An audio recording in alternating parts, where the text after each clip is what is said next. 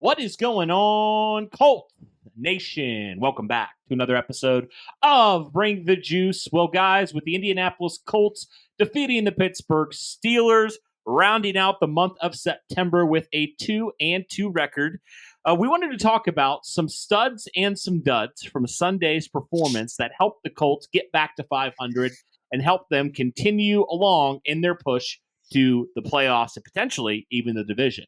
But before we get into that, guys, just want to remind you guys that this episode is presented by Prize Picks. Be sure to download the app today. Use the code JUICE to get $50 instantly after you play your first $5 lineup. Again, download the app today and use the code JUICE to get $50 instantly after you play your first $5 lineup. Prize Picks. Run your game. All right, guys, let's hop right into this one. So for the Indianapolis Colts in this game, we had some different studs and duds for it. And obviously with the win, Derek, you got to obviously always talk about the fact that there's probably going to be more studs than duds. If this was a loss, there'd obviously be more duds than probably studs. That's kind of how it goes. But with that being said, Derek, we were honestly kind of scrambling a little bit to figure out who are some necessarily like duds in this game. Right? Who were like some outright guys that were just terrible in this game. And it was a little bit more tricky than it's been in games past for sure.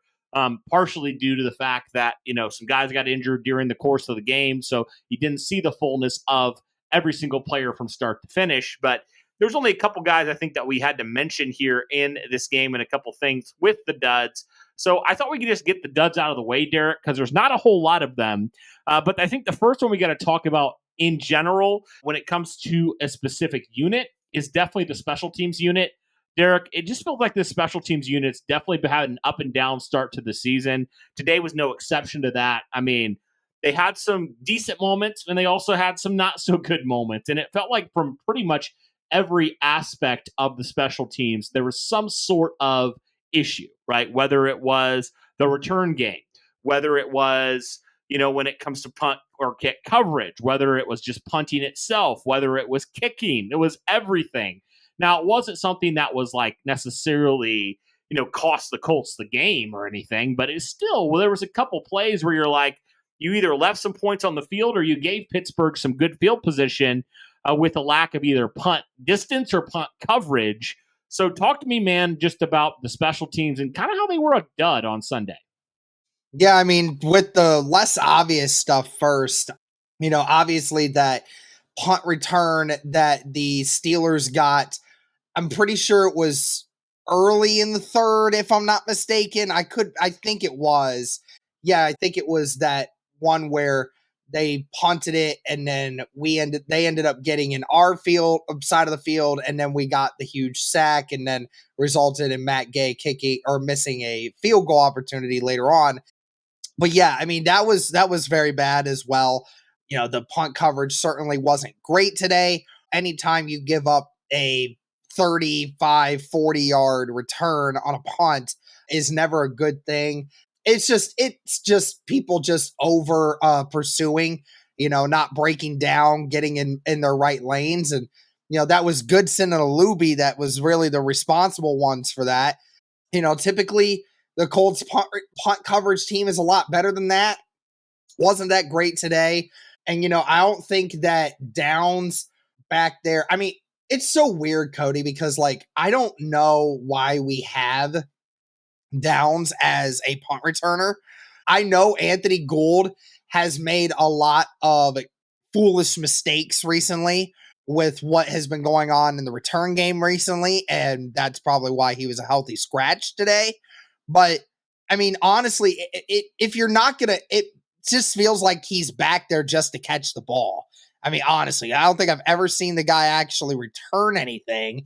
Very rarely does he ever do that. And the one time he did actually return something today, he got blown up by his legs on a catch in which he was running to try and grab it.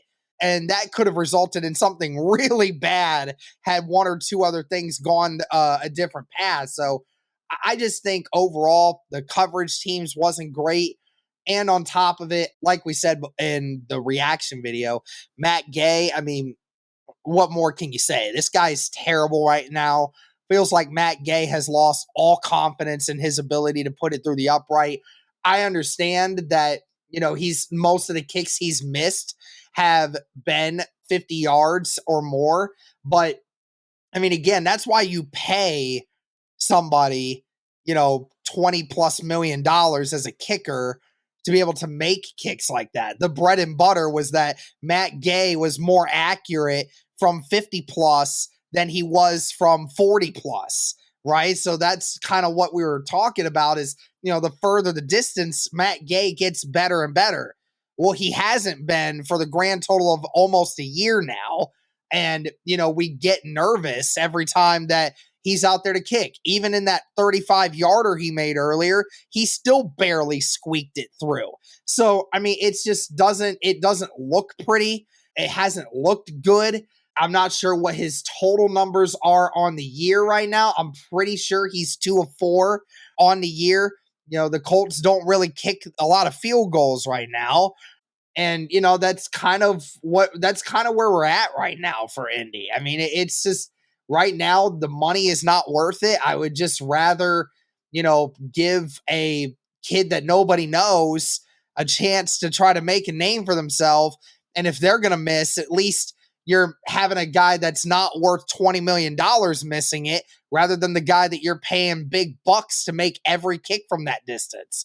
So, I mean, again, that's my personal opinion. I know a lot of people on Twitter have been saying that we're overreacting to, the 2 missed kicks that Matt Gay has had this year. But again, he's having a difficult time staying healthy, and he's having issues with consistently making kicks, even at a distance that is definitely within his range. Because again, he's not just missing them. He's absolutely like going wide left on every kick. So something needs to change with that. Yeah, it's pretty obvious that something's up with Matt Gay, whether physically or mentally, because like you said, it's not like he's just barely missing these. Like today or Sunday, excuse me, I mean, it wasn't even close, right? So something has to give here. And if you're paying Matt Gay what you're paying him, and either he's not healthy, or he's not right in the head, like something's wrong there mentally. Like at the end of the day, like we saw the Colts do this last year, is like they were paying big bucks. You remember paying big bucks to Shaq Leonard, and he wasn't helping the football team. He was hindering the team. And what they do, they had to pull the plug. And so I'm wondering if something with Matt Gay is inevitable. If this continues, right, you're not paying this kicker as much as you're paying him for him to miss 50-yarders. Like, again, you can sign – Spencer Schrader can make, 40 in, like he can do that. And you're not paying him that amount of money to do that, right? So, if you're going to pay a guy, you want to make sure that's the last position that you're worried about. And that's what we said when the Colts, signed Matt Gay initially. We're like, okay, we don't have to worry about the kicker position. But Matt Gay has not given us a lot of confidence in that kicker position, and we continue to struggle with that, right? I mean, he's been so inconsistent. He's been injured, like you said, and just has not really been the same since the start of the 2023 season. And frankly, like this is year 2 now. Like you got to figure it out, man. And he is not. And so if this trend continues, Derek, I wouldn't be shocked at all if we see the Colts make a midseason cut, because that would make a lot of sense there for Matt Gay. But yeah, just special teams today, Matt Gay included, just not a great one. Yep. All right, let's continue on. Let's talk about another dud today, Derek. And I think really outside of Jonathan Taylor, when he went out with that ankle injury, we really didn't see the Colts run the ball very effectively at all, right? And again, I know it was a little bit like in the fourth quarter and stuff like that, but the Colts really did not run the ball effectively. You talk about Taylor, 21 carries, 88 yards, 4.2 yards per carry. But then outside of that, like when it comes to the running backs, Trey Sermon was the only other guy that got carries. He only had 5 carries for 8 yards, Derek. So he didn't run the ball very effectively either. And that was definitely something that is a little bit concerning, is like, that the fact that outside of JT, the Colts weren't able to get anything going in the run department. And honestly, Derek, I think that's why the Colts, it came down to the wire as much as it did, because the Colts weren't able to run the clock out without JT in the backfield. So that is a little bit of a concern. The Colts definitely got to figure that out, because if JT is forced to miss any time, you cannot have the type of performance you had today running the football behind Trey Sermon.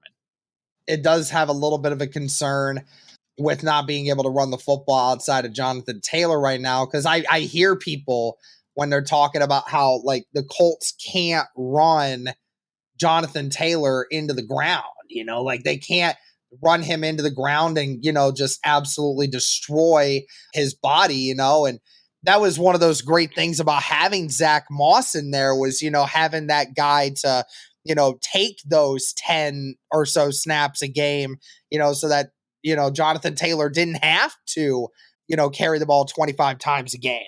But you don't really have that right now. And that kind of is that has a little bit to do with Anthony Richardson's capability of stopping the blitz, right? Because you have to be afraid of that, because if Anthony Richardson, who we all know is physically capable of being able to pull on a run and is able to not only do that, but if Shane Steichen gets some caught lacking and they end up blitzing too much, Shane Steichen can counteract that blitz with an RPO and then a dump route, which we saw a lot of last year.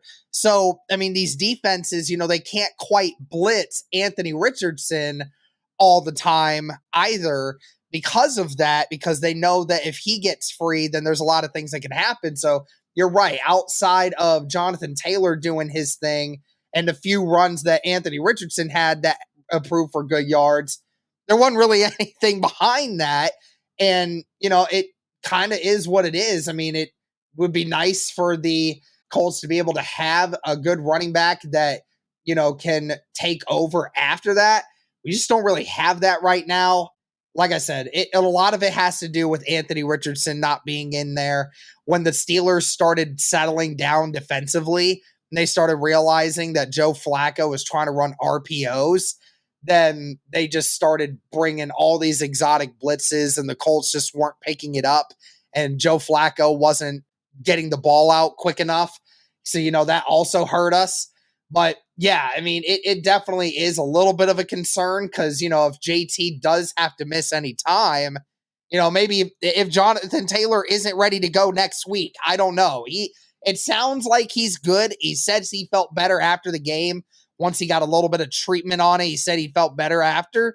And I think he will be ready. But if there's ever the chance that Jonathan Taylor does, because remember, Cody, this is the second game this year where Jonathan Taylor's had to come out near the end of the games because of a lingering injury.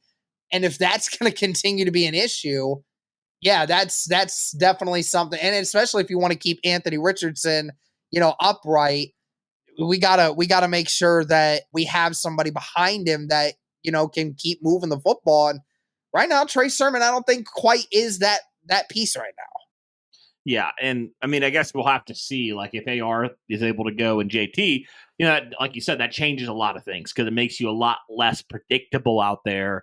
And I think just in general, like we saw the running game, not just Trey Sermon, but Jonathan Taylor too, in certain ways. Like when AR left, the running game was not nearly as effective as it was earlier on. So I think that's just naturally a part of it. But yeah, you're right. You definitely need to feel like you have confidence in those other running backs, Trey Sermon being that number 2 back. You need to see a little bit more from him in that running game. So we'll see on that, but definitely was not the greatest for the Colts today. And then I think the final thing, Derek, that I really want to talk about is, and this is a thing that I think this team has really struggled with this year, is they don't play complementary football very well. I mean, they really don't. Like in the first half today, the Colts were playing probably the best complementary football they played all year.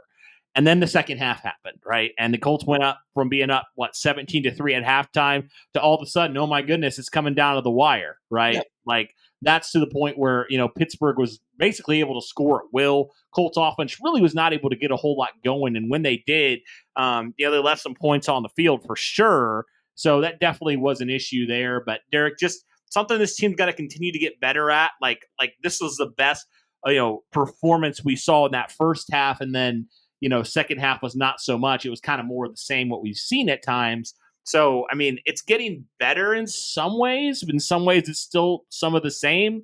But what do you think about just the Colts really struggling this year to play complementary ball?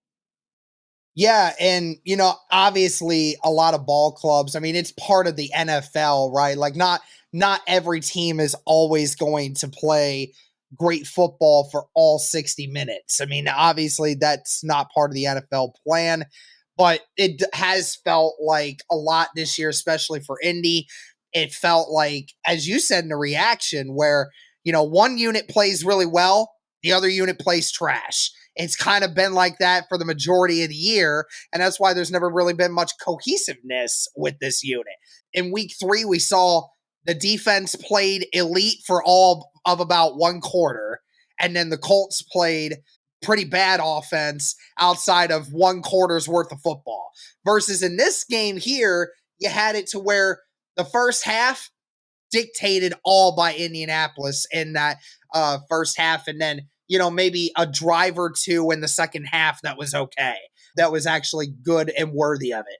And obviously for the Colts, it was kind of the same thing for the defense. Defense in the first half, dang near perfect. And then in that second half, you just forgot how to play football. And it was just the frequency to which it started happening for this team, because in that second half, obviously Pittsburgh had to punt, and then you ended up getting the ball, right there at that spot that you wanted. You missed that field goal, and then Steelers ended up scoring a touchdown off of it, and then you scored a touchdown off of it to bounce back, but then Pittsburgh scored another touchdown. Then you got a field goal to try to keep it, and then the defense gave up another touchdown. It's just like the offense in the second half, it was clearly not super bad in the second half. I mean, obviously they had 1, 2, 3, 4, 5 drives in that second half and did score on 2 of them. But I mean, that defense in the second half, man, I mean, they almost gave it up, man. And it's been the whole thing. Like, we have just not been able to put away games. I just don't understand. It's this whole, and I think it comes down to coaching. And sometimes it's player execution, no doubt about it. Some things happen here and there, but again, you had your foot on their throats the entire first half, and even part of the second half when you first came out. But then all of a sudden, it's like after that fumble that you got, and then the Colts ended up missing that field goal. It's like Gus Bradley took his foot off the gas. I'm not quite understanding it. I don't understand how for almost 2.5 quarters, you played like as if your head was on fire and you were everywhere. And then all of a sudden, it's like you couldn't stop anything. I couldn't quite understand it. So, yeah, this team has definitely had an issue with just playing a solid 60 minutes of football all season, even during some of these wins in which they barely pulled it together.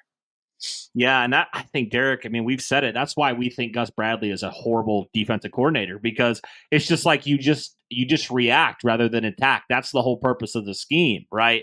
And it's like, okay, things are working. Why are we not doing the same things that we did in that first half, And I understand, like you said, player execution, obviously a major part of it, but there is just something to be said about not getting complacent. And that's what it feels like the Colts defense does at times, right? It's like, oh, we're doing good enough. All right, now we're just going to sit back, right? We're just going to sit back and see what happens. It's like, no, that's the exact time when the team is reeling, they're trying to make a comeback, where you send the blitz, where you do stuff. Derek, when the Colts will send the blitz and they've actually done stuff, they've actually made some big plays. And that's what's so infuriating, is the fact that you've shown you can do it when you mix it up, when you send exotic blitzes, you do stuff like that. You actually change up from the status quo. You've shown that you can actually make plays, but when the Colts get comfortable and just play back in that cover 3 scheme, I mean, no wonder you get picked apart, right? You don't do anything. And especially, Derek, with the unit that was as beat up as it was in that secondary. That's what's the most infuriating thing to me, is the fact that you did not try to attack more, knowing that you were that injured in that corner room. We knew that. So that's what was so frustrating to me, was just you were down a lot. You were down even a couple defensive linemen, and yet you still just were content to rush for and see what happens. And as good as the defensive line was, you need some help sometimes, So especially when your offense is like not really staying on the field a ton. Like you need some help. You need a big play. And it doesn't feel like Gus Bradley's capable or willing to do that at times. Yeah, it's definitely a struggle, and it's not like it's really going to change much. I mean, we were just thankful that we faced an offense that has had its struggles this year. And we're thankful that the Colts offense had put it away so much that they were just one drive off. They were just one drive off from being able to come back and either tie or win this game. And the Colts were just able to do enough offensively in that second half to be able to handle things in the second half for as bad as that Colts defense played in the second half. No doubt about that. So, well, guys, with football season finally getting back into the swing of things, first off, we rejoice, but also, guys, when it comes to Prize Picks, this is going to be a great way for you guys, especially, to check out some of the stuff that Prize Picks has. You can now win up to 100 times your money on Prize Picks with as little as 4 correct picks. You heard me right. Only 4 correct picks. You can win 100 times your money, guys, on Prize Picks. Be sure to sign up today and get $50 off instantly when you play $5. You don't even need to win to receive the $50 bonus. It's guaranteed. So, for example, if you think that Michael Pittman Jr. is going to have, over 80 yards this next week, or do you think Jonathan Taylor is going to have another performance of 80 plus yards rushing, you might be sitting pretty good with where you feel like the Colts are right now. Like, for example, I know one of the bets last week, Jonathan Taylor against the Pittsburgh Steelers, right? Pittsburgh came in with a really good run defense, and so the over-under was 74.5 rushing yards. And obviously, Jonathan Taylor, if you would have taken the over there, you would have won in that department. And the odds weren't the greatest for Jonathan Taylor because, like I mentioned, that Pittsburgh defense. But to his credit, Jonathan Taylor definitely is a player you can never discount, and definitely a player you definitely want to always essentially take the over on because he's just that good of a football player for the Indianapolis Colts. And so you can do all that on Prize Picks today. Or, for example, with Michael Pittman Jr., when you're talking about him, I mean, he hasn't done a whole lot to start the season for the Indianapolis Colts. But the thing that he did do well when it came, to week number 4 was, he had his first 100-yard game. And if you would have bet that Michael Pittman Jr. potentially did his over, which really wasn't a whole lot in this performance. I mean, really, when you look at it, his over-under was 45.5 receiving yards. And obviously, you smashed the over there. He had 113. So those are just a couple examples of what you can do on Prize Picks today. So if you're looking specifically for the Colts stuff, that's definitely something you guys should check out. But if you're looking for, like me, more NFL stuff, there's all sorts of stats and stuff that you can check out and make your picks. And there's definitely guys that are very consistent, like Jonathan Taylor against the Houston Texans, that you really feel like you can probably feel pretty good about overall, right? And there's some other ones where you're like, I don't know if I would take the over on that. I don't know if I would pick them to hit that margin, right? So, guys, be sure to go check out all that stuff on Prize Picks. It's only a couple examples. There's all the different odds that you could hope for when it comes to that for Prize Picks. So I encourage you guys to go check that out, but definitely excited for this season. And hopefully you guys will be following along with us and everything with Prize Picks and what they do. So be sure to download the app today. Use the code JUICE to get $50 instantly after you play your first $5 lineup. Again, download the Prize Picks app today. Use the code JUICE to get $50 instantly after you play your first $5 lineup. Like I said, guys, it's a great way to continue to stay in with week-to-week life of the NFL, specifically with your favorite team, the Indianapolis Colts. So be sure to do that. Be sure to check out Prize Picks. And remember, Prize Picks, run your game. Guys, that does it for the duds. Let's talk about some of the studs now. Let's get a little bit positive here in this game because there was a lot of studs in this game. I'm going to start, Derek, by just kind of naming a few of the units I want to shout out, and then we can get into some individual players. Offensive line, definitely without Ryan Kelly, the offensive line, that was a question mark. Offensive line did really well in this game. Like I mentioned, over 100 yards rushing today. Protected Anthony Richardson and Joe Flacco pretty well in this game. Defensive line, like I mentioned as well, 4 sacks in this game. Should have got 5, but NFL officiating sucks. And those were kind of the big ones. I think you can even throw like the wide receiver room in there as well. Some of the pass catchers today, I thought did a really good job as well. But let's talk about that, Derek. Let's talk about a couple individual players. I talked about the offensive line, so let's just shout out a couple guys individually that we want to talk about. I want to shout out Tanner Bortolini, his first career start. It's interesting, Derek, because we've seen Danny Pinter more at the backup center position, but the Colts decided to give Bortolini, who a lot of us think could be the future here at center, his first opportunity with Ryan Kelly, missing because of the neck injury. And to his credit, I think he played pretty well given the circumstances, Derek. What were your thoughts on Tanner Bortolini making his first career start with the Colts? Well, I'll tell you what, I mean, after that first drive where Indianapolis scored and, for the majority of the drive, just ran the ball straight down the throat of the Pittsburgh defense right behind Tanner Bortolini, a lot of Colts fans were immediately taking to Twitter and were like, yeah, Ryan Kelly literally just lost out on an extension on that 9-play drive. Like, people were already sold on Tanner Bortolini because then afterwards on that touchdown, you see Bortolini just running down the sideline, just running to all his teammates, super excited. I mean, you're right. I mean, that's a tough task. Because, again, we have seen our fair share of young rookies on this offensive line have to get thrown into the fire right away when maybe they weren't necessarily ready or they had to because there was just no other choice, right? And, I mean, the best example of that is Bernhard Raimann 2 years ago, right? And he had to get thrown into it. He had to do some stuff, and there were growing pains. But there was a lot less growing pains for Tanner Bortolini in this game. I mean, it certainly didn't look like you were missing Ryan Kelly that much. Now, obviously, there's a thing or two here and there that might have been different that Ryan Kelly could have potentially had done to which you would have probably been better off. But Tanner Bortolini played very well to the point where it didn't feel like there was a massive drop-off in production from your offensive line. And that's fantastic news because I know everyone talks about TJ Watt and how great he is.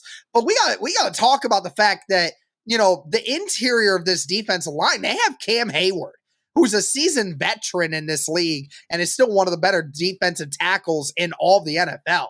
And he's going up to these linebackers. They got Patrick Queen and a few other guys that, are freaking good. They're studs, man.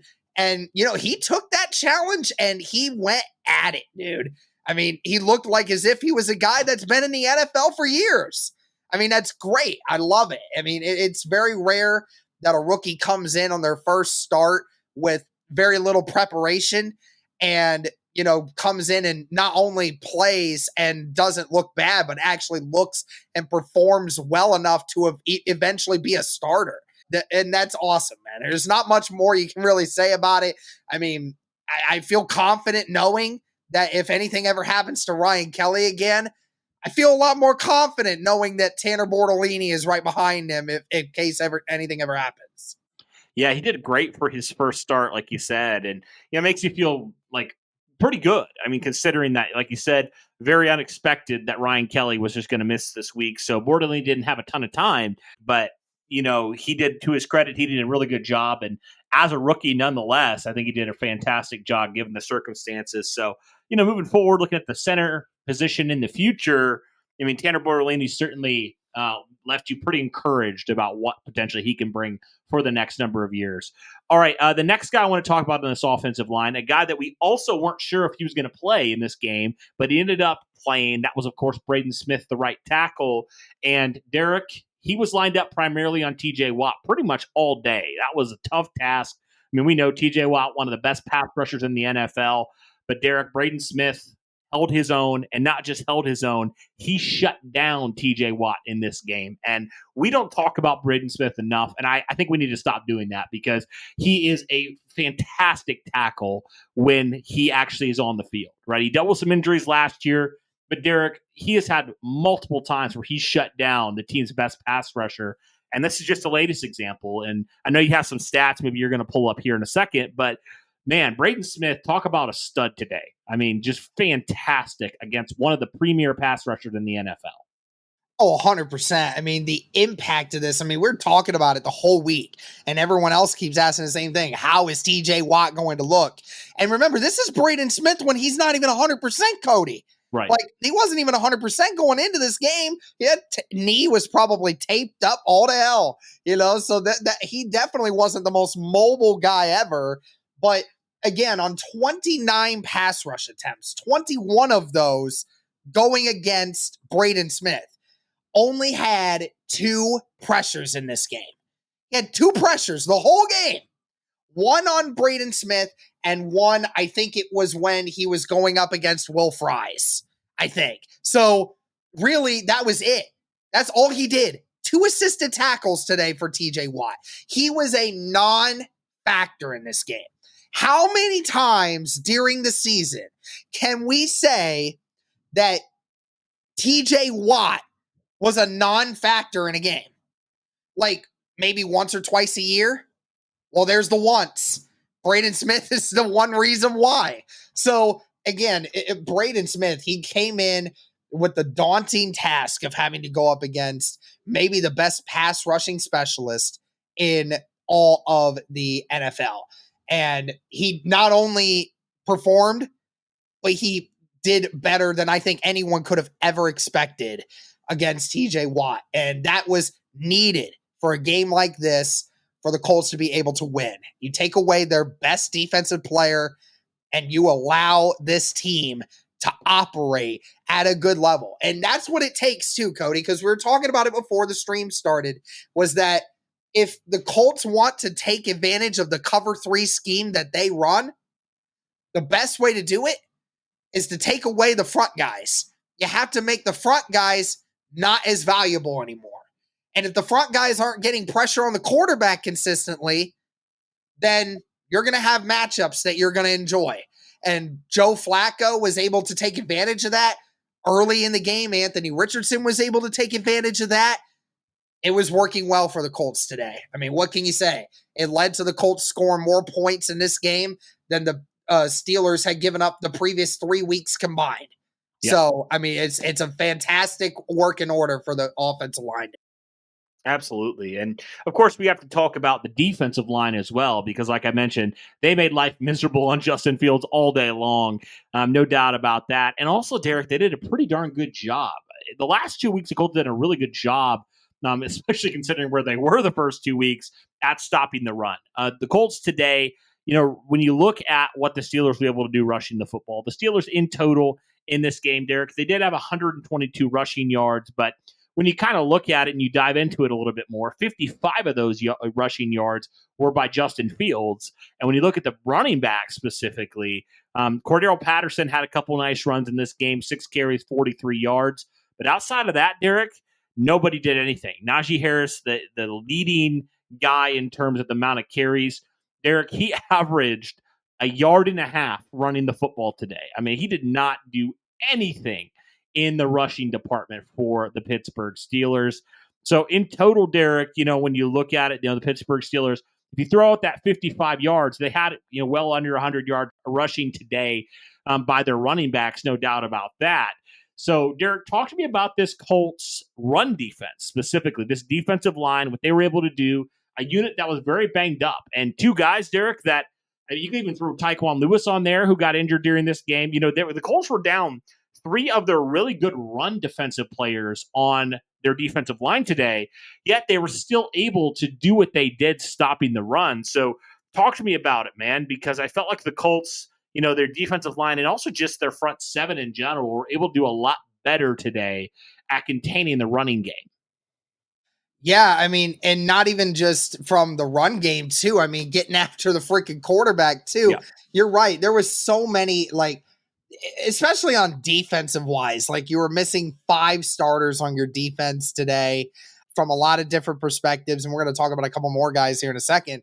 But that defensive line, man, I mean, shout out to freaking them. I mean, obviously, Cordell Patterson really got it going in, I believe it was the second quarter. And then obviously he went out with that concussion. Zaire Franklin hit him pretty hard in a game earlier. But other than that, I mean, you're right. Their running attack at that point was a non-factor outside of Justin Fields, obviously being able to scramble that, slick SOB that he is. I mean, it's just kind of how it is, we really don't have anybody that could, totally contain Justin Fields. I mean, he's an athlete in and of himself. But yeah, I mean, it was a fantastic job by this defensive line because I was very worried. You were missing 2 of your best edge rushers, and then you're obviously missing DeForest Buckner in that game. So, you were missing so many guys, but yet still somehow, some way, this defensive line was able to get push and was able to, make things work. And, it was a great testament to what they were. And, again, this Steelers offense is nothing to brag about when it comes to overall stuff, but they've been efficient this year at what they've been able to do. They've at least been able to keep things moving. And, the Colts did a fantastic job of keeping that in check. And I loved it. I thought that, this defensive line unit played a ton of great snaps. And we're about to talk about, one of the more important things, and that's the pass rush as well. Yeah, and one guy I want to talk about, highlight specifically, Dayo Odeyingbo in this game. Derek, he had a sack and a half. He had a 39% pass rush win rate, which is just extraordinary. That's insane. That's an unreal number that Dayo Odeyingbo was able to affect the quarterback today. I mean, it was great to see, Derek, like I said, like with guys banged up, guys going out in this game on the defensive line at the end position, Dayo Odeyingbo stepping up and continuing to prove that he's got a lot more in the tank. So I'm excited to see Dayo continue to build on that performance, Derek. And I mean, I think that's the beauty of this Colts defensive line is you just got so much depth, right? You got a guy like Isaiah Land who came out and got a BS penalty. I mean, that wasn't his fault. Yeah, that was a BS penalty. I will count that as a sack. I don't care. Yeah, so if you count that, that's a sack. So he was disruptive. He showed some flashes today. Like guys like that, specifically a guy like Isaiah Land, who I thought, looked really good today. Like guys like that like stepped up when you were pretty much depleted at defensive end at this point, right? So yeah, I just thought they did a great job at doing a lot of that stuff, specifically getting after the quarterback for Dayo. So yeah, man, I love the depth the Colts have on their defensive line, and it shows, man, that's why it's important in the trenches to get a lot of guys that can play good football for you. And Dayo Odeyingbo, just another guy. And Isaiah Land, a guy that we all didn't even talk about really until the preseason. He's really showing out when given opportunities. So really excited about him as well. All right, let's continue on, Derek. I have a couple more names that we want to talk about. I mean, Josh Downs, Michael Pittman, what can you say about them? I mean, after really not doing a whole lot, I know Josh Downs just got back last week, specifically for Michael Pittman, not really doing a whole lot, in the first couple weeks of the season. For him to come out, lead the Colts in receiving, over 100 yards for the first time this season. Josh Downs obviously had, 8 catches for 80-some yards and a touchdown in this game. So, I mean, Derek, what can you say? These two guys are really showing a lot of good things for this Colts offense and really making life on AR and Joe Flacco pretty easy today. Yeah, it felt like every time Michael Pittman touched the ball today, it was, going for a huge play, and I mean, that's what you get when you have 6 catches for 113 yards, almost 20 yards a catch. I mean, that's amazing. I don't think Michael Pittman had 113 yards coming into this game, let alone, what he did this week. I mean, it's incredible what Michael Pittman was able to do in this game. And, for the most part, it was just Anthony Richardson and, Joe Flacco actually just finding him. That was the biggest thing, was just he was open. He caught everything that went his way and, and kept driving those feet, man. I mean, it was something about I think that Michael Pittman started realizing people were questioning, his effort and a couple other things. I think he wanted to go out and prove people wrong in that regard. And of course, it sucks that he wasn't able to find the end zone. We almost did in that second quarter with him and Joe Flacco. But one receiver that did find the end zone, Josh Downs, first one of the season for him. And I mean, what a freaking day for Josh Downs, man. I mean, last week, he didn't look like he was really in all that great moment of shape right there. He was just coming back from that ankle injury after being out for over a month. And on top of it, the ankle was probably still on the back of his mind a little bit.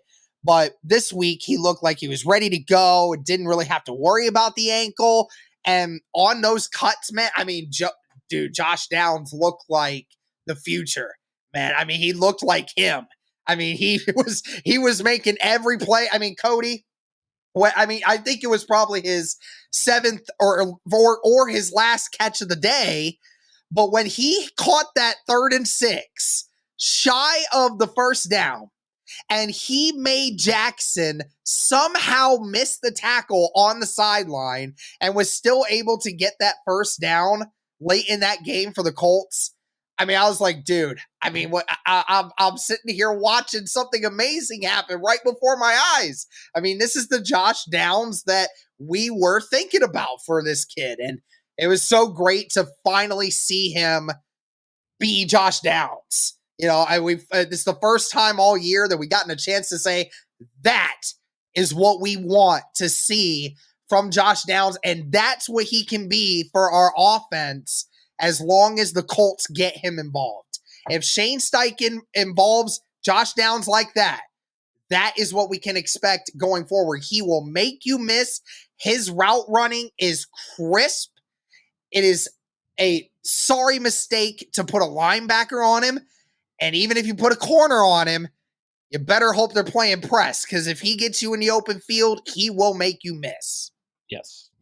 Yeah, both him and Pittman had 9 targets today, and Downs led the Colts with 8 catches today. So definitely great there. I mean, you love what he provides in the slot, like you said. And I mean, he's just such a nice security blanket to have for any quarterback. A guy that can do that on a 3rd and medium when you need it, and we know how bad the Colts have been situationally at times on 3rd down. Like, they've really struggled this year. So you have a guy like Josh Downs who works in that short to intermediate game.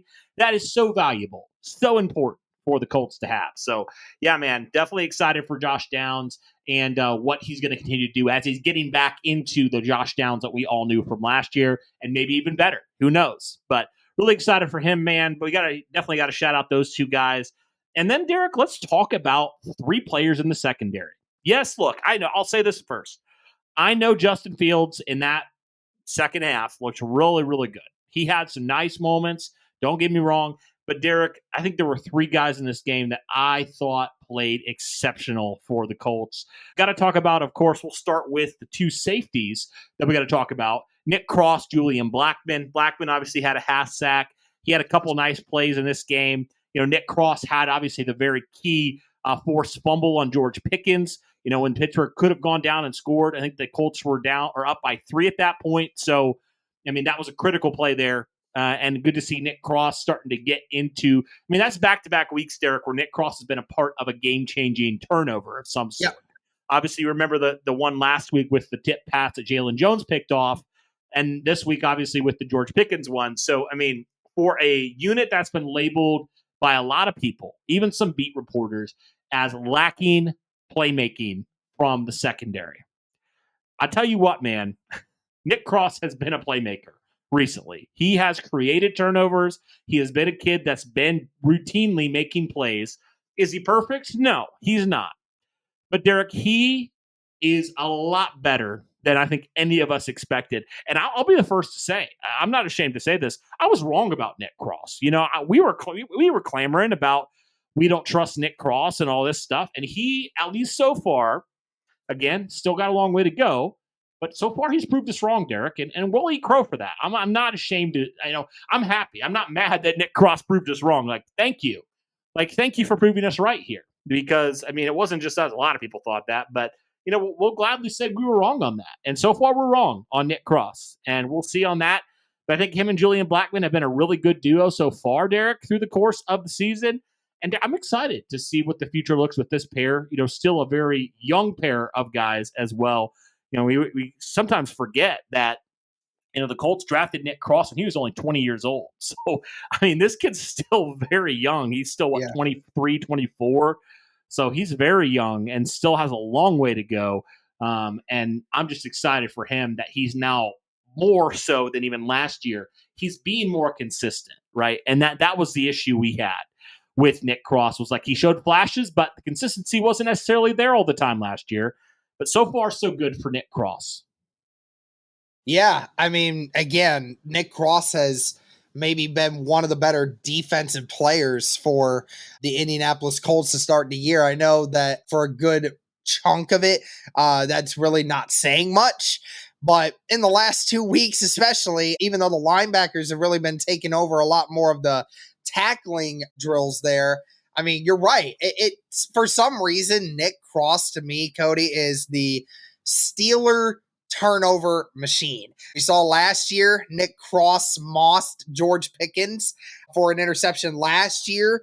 And obviously, this time around, Nick Cross helped to force a fumble in a almost goal line situation for the Indianapolis Colts there too. So, yeah, it has definitely been a great start to the year for Nick Cross. And, for a unit that has, and the safety unit hasn't really dealt with it much, but for a secondary that has just been getting decimated with injuries since the start of the season, for Nick Cross to come in there, make a few plays, just be himself. Again, that is all we needed, and it was enough to get the job done, and it's certainly better than what most of us thought Nick Cross would be doing at this point this year. So, yeah, I'll gladly admit it. I'm glad Nick Cross has proved me wrong so far. It has been fun to watch Nick Cross play this year. It has not all been perfect, but I definitely will admit it has been a lot better than what I could have possibly thought it would have been at this time last season. So much better for Nick Cross, and I'm happy about it. Yeah, and I don't know how you feel about it, Derek, but I think just seeing Nick Cross play at a pretty good level, it's made me less concerned about that safety position, right? Also, position, I was like, we may be talking about like 2 new starters next year. I remember saying that, right? Because because we were wondering if Julian Blackmon was going to stick around because he only had the 1-year contract, and you didn't know what Indy's long-term commitment felt like with Julian Blackmon. Even though I think it would be a bad disservice to not bring that kid back. But yeah, if Nick Cross keeps this up, you're right. Like, I feel a lot less worried about the Indianapolis Colts and that safety room moving forward. Regardless of where you end up, you might not have to worry about, you might not have to worry about drafting a safety.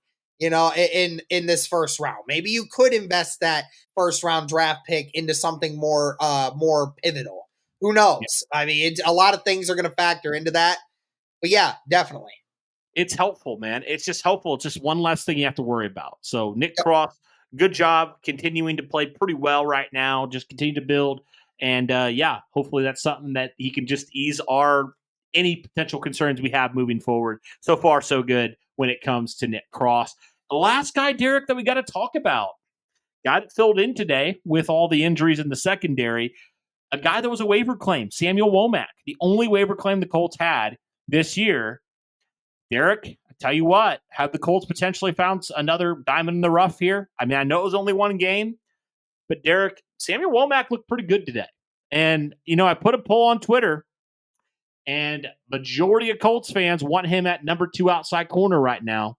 I don't know what your thoughts are, but I'm looking at it and I'm saying, hey, why not, man? This kid's he's not the tallest guy in the world, but he's got long arms, just like Kenny Moore. And he can play some good football. And he's a pretty young player too. So, I don't know. I don't know what's going to happen. Again, it was 1 game, but I don't know. Samuel Womack had a good game today. I'll tell you what was it 2 weeks ago or something where Womack got claimed, and then he said the 49ers made a massive mistake doing so, and he said, I will work to where I will never get claimed again, ever. And I loved that attitude. And I was curious to see how Womack would play in this. And I'll tell you what, Cody, that dude's got some ball skills. I mean, he has some ball skills. I mean, he was going after, there were multiple times where he knocked the ball out of George Pickens' hands in this game today. And I mean, multiple times he almost had interceptions, like a couple times where he almost had multiple interceptions. So I really like it. And I agree with you. At this moment in time, if we're looking at who should be the starting corners, it should be Womack and Jones on the outside going forward. It should be. And then Dallas Flowers will be the backup. But right now, that's what it should be. Because like you said, Womack, he might not be the tallest guy. He might not be the strongest guy. He might not be the fastest guy. But right now, of all the corners we have on the roster, I think Womack, just watching that game, he might have, outside of Kenny Moore, he might have the best ball skills of any corner we have on the roster, which is saying something. Again, that's how you win reps. It's not always about being the most athletic, and it might not always be about who's the tallest, the fastest, all this other stuff. It's mostly about who is the best ball player, who has the best instincts, who has the best ability to get those hands up and knock the ball away instead of getting pass interference calls. And that's what Womack was doing today. And I loved it. It was all great things to watch. And I really do hope that the Colts make the decision and say, hey, you played so well in this game. We're going to give you the benefit of the doubt here. And obviously with the injuries happening, I think that that's just something that they should do. And Jones and Womack should be the outside corners moving forward. Why not, man? Why not? He's played well. Give him an opportunity. Give him a shot. You talked about the arms. I just want to point that out again. He has 31 and 7/8 inches arms, Derek. That's just shy of Richard Sherman, who has 32-inch arms. So, I mean, the kid's, 5'9", and he's got that arm length. I mean... And Richard Sherman, who was 6'2", 6'3"? Yeah. So, I mean, it is kind of that Kenny Moore mold where, he's not the tallest guy in stature, but he's got the length of a corner well over 6 foot. It's the same thing there. So, yeah, man, I'm all on board. Womack's only 25 years old, just turned 25 in July, actually. So, I mean, he's got potentially a lot of good football he's ahead of him. Only going to get better with more reps that he plays. That's what I'm saying. He just gives me those vibes, man. Like you said, just a kid that, is so, okay, the kind of vibes we got with Josh Downs, where we're this guy is going to be a dog. Look, I'm not saying I've got the same vibes, but the statement you said about Womack saying, I'm not ever going to be claimed again. This isn't going to be happening again. I love that mindset, man. I love guys who got that dog in him, boy. Borderline cocky. I like that. I like that swagger that he has, man. So I'm hoping it continues to translate, because if you find another diamond in the rough, man, I mean, for all the people, us included, that were saying, hey, the cornerback room, what are we doing there? Samuel Womack turns out to be this stud, this diamond in the rough. I'm perfectly fine with that. Perfectly fine with that. Absolutely. So we'll see on that, man. But yeah, definitely encouraging from some young guys that we were kind of curious how they're going to step up. I mean, looking forward, Derek, I just want to point this out real quick. When you look at it, I mean, you have multiple guys here that are, if they continue to ball, they're going to be the future of this team for the next 5 to 10 years. They really are. You talk about Bordellini, you talk about Nick Cross, you talk about Josh Downs, Julian Blackman. I mean, who knows? Samuel Womack, maybe. I don't know with him. We still got to see a lot with him. But there's a lot of young guys here, which is definitely encouraging to see. There's a lot of young guys stepping up to the plate, making plays when they need to. Yeah, it's not perfect, but like you said, Derek, they're only going to get better. And that's what's exciting about it the most. But guys, let us know your overall thoughts here on the studs and duds from the Indianapolis Colts game against the Pittsburgh Steelers. Any other players maybe that you would have mentioned in the studs or duds category that we failed to mention, let us know all those things in the comments down below. But guys, that'll do it for this one. Thank you so much for tuning in. And as always, guys, go Colts.